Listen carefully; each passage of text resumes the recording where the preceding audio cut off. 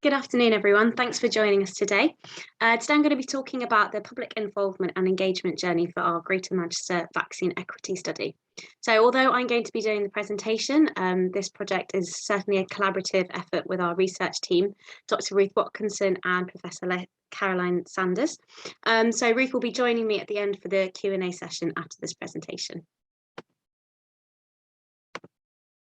So we are a research team based in the Centre for Primary Care at the University of Manchester in the Faculty of Biology, Medicine and Health.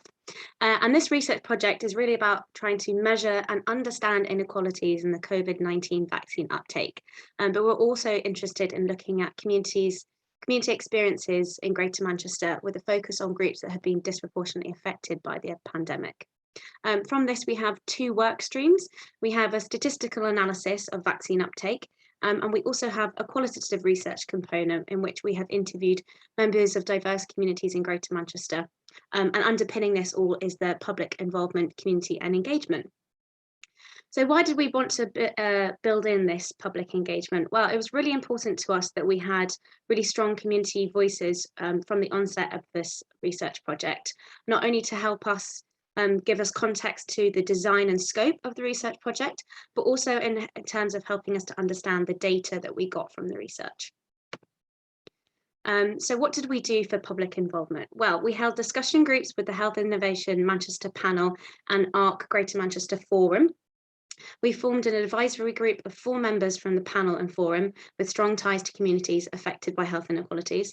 And we worked with a group called 7i, who are a social media analysis company, to do social media analysis of a series of tweets in the Greater Manchester region around the COVID-19 vaccines.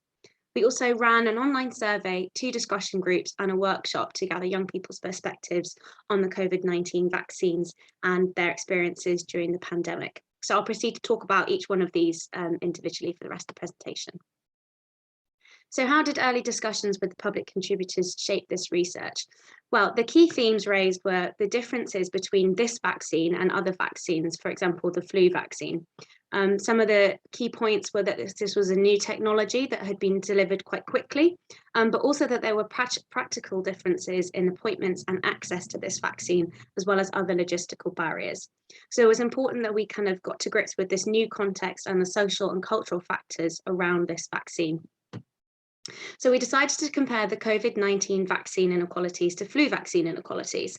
And the analysis showed that the COVID-19 vaccine rollout has actually widened inequalities in comparison to the flu vaccine.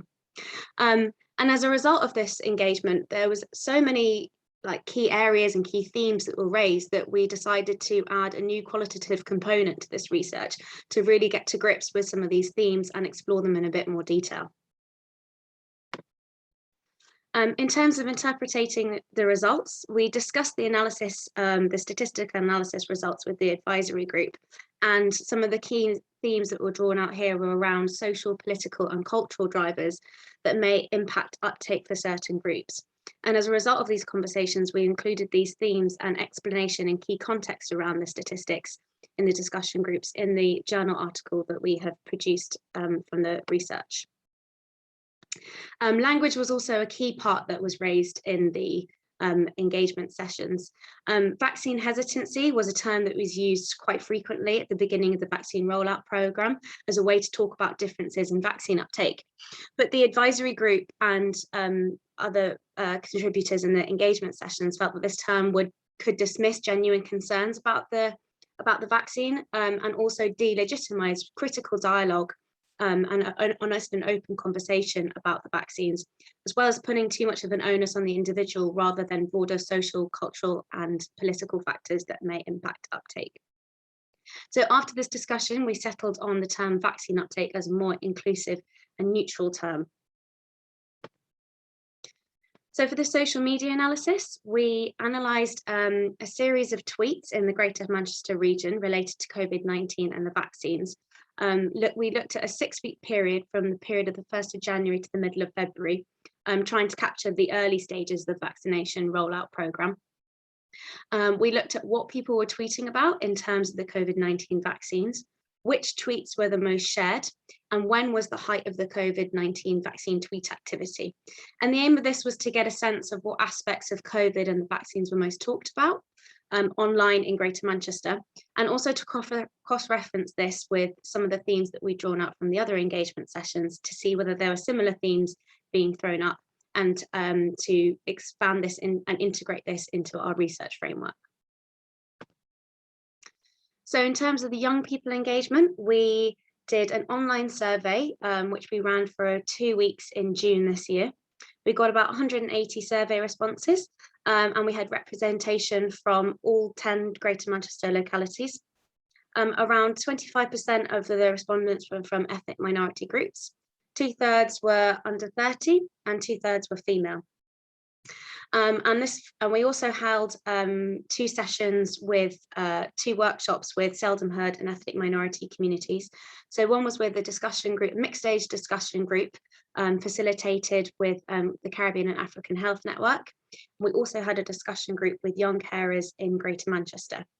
And finally, we had a workshop ran with a charity called Made by Mortals, who use theatre and creative approach, Made by Mortals, who use creative theatre approaches to discuss key social issues. So we had a group of 5 young people, and we utilised this made-up character to kind of embody and give voice to their experiences during the pandemic, and as well as their views towards the vaccine. So the overall learning from this engagement with young adults was that the majority felt positive about having the vaccine and felt confident about receiving it.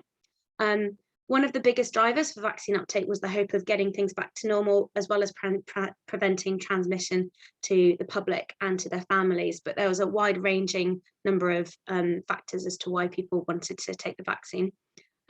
Approximately 1/3 of the public contributors in this engagement sessions hadn't taken the vaccine, even though most had been offered it.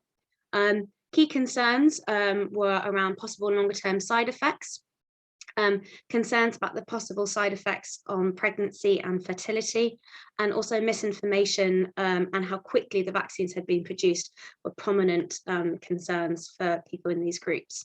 There was also lots of pushback and concern around possible mandatory vaccination, and this was around the time that the government were talking about vaccine passports and so forth.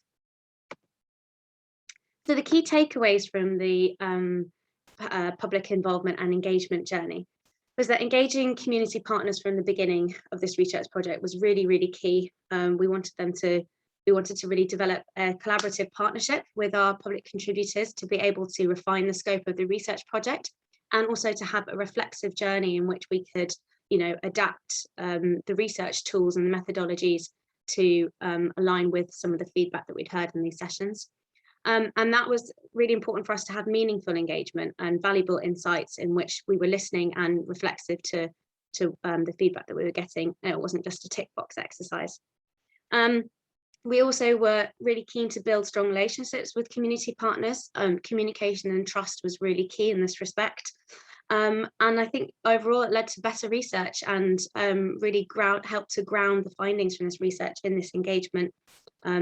The themes that have been raised throughout the engagement sessions have really peppered into, for example, the topic guides that we've used for the qualitative research, as well as really helping to orientate the statistical findings in vaccine uptake. And as well as this, we developed really amazing links and collaboration with the ARC team, so Joanna, Anila and Nikki, and also with the wider Greater Manchester Forum. And it's a great network to be able to plug into to get this kind of feedback on research, not only ongoing research, but also forthcoming research. So with that, I'd just like to acknowledge our advisory group public contributors, so Naz, Charles, Basma and Nick. And also the other contributors that we heard who are part of the ARC Forum and Manchester panel, Manchester Health Innovation Manchester panel, and the community links and organisations that we worked with who were absolutely key in helping us to get this engagement off the ground. So with that, I'm happy to answer any questions, and thank you very much for your time.